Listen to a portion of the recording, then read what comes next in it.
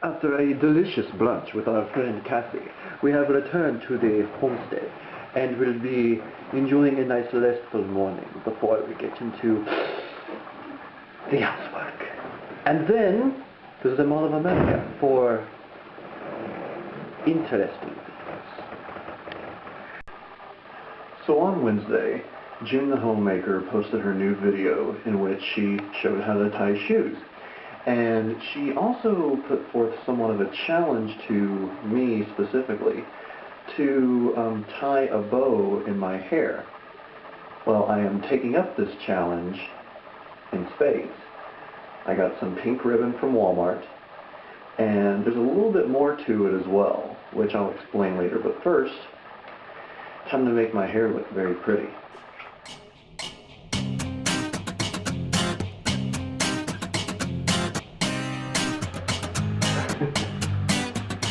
Number one.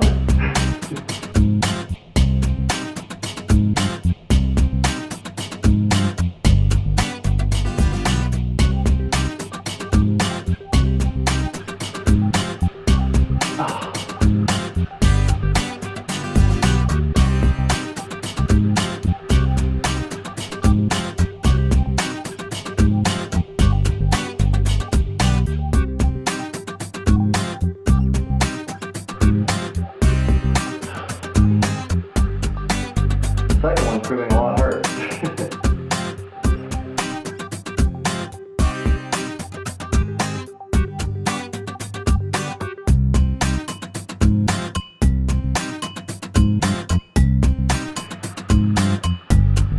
Very hard with short hair.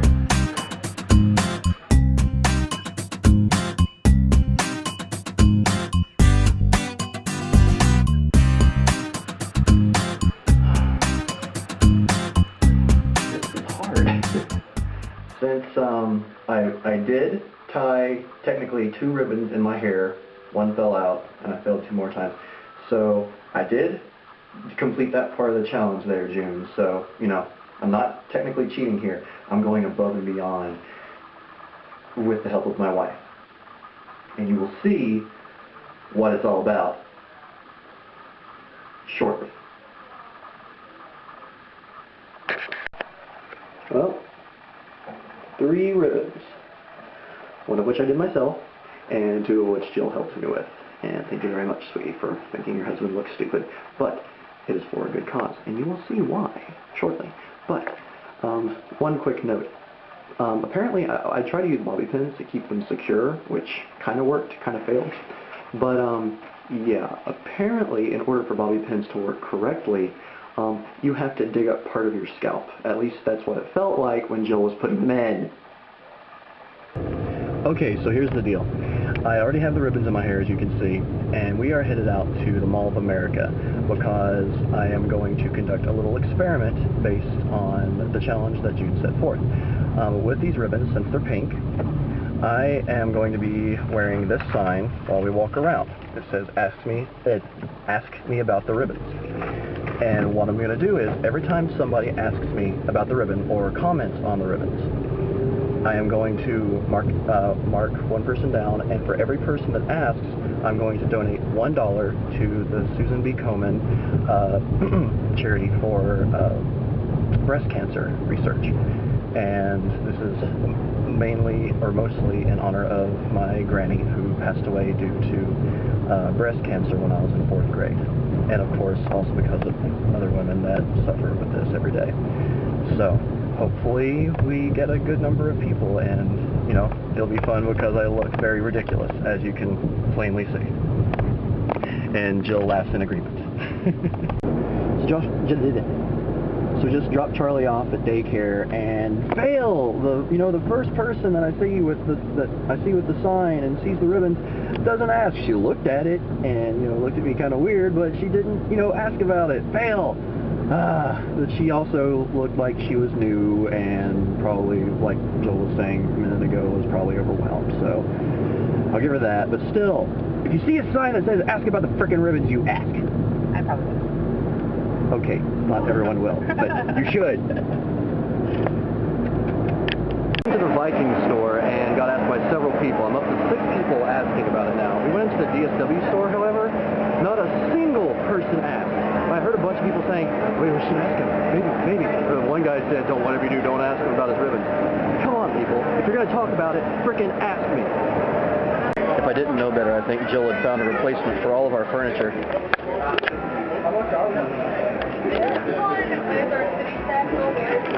Also very comfortable. So after our time here at the Mall of America, certain stores were more disappointing than others. We went into the Vikings. You know what, I'm going to do this again when that car isn't honking. Anyway, like I was saying, ended up getting 30 people that asked about the ribbons or commented on it. So that was cool. So it was going to be $30 donated to the Susan B. Komen, plus $5 that one woman donated toward it. So basically there's going to be $35 total donated to the Susan B. Komen. That's awesome. And if anyone that actually said anything to me ever watches this, thank you so much. And I know that, I mean, you know, $35 isn't much, but it's more towards the possibility for finding the cure. So for everyone that donated, or not donated, for everyone that said something to me, thank you. It's going toward a very good cause. And to the people of you in certain stores, like, oh, I don't know, okay, fine, I won't say where, but yeah, you need to work on your customer relations there a little bit, because you all didn't even look at me because I had pink bows in my hair. Come on. I'm going to say it anyway. Apple, you need to work on your customer skills. I was very, very disappointed in you. I expected more from you all, given how many times I usually get greeted in there without the pink ribbons in my hair. Okay, so at the end of the day, ended up coming up with 32 people that asked about the ribbons.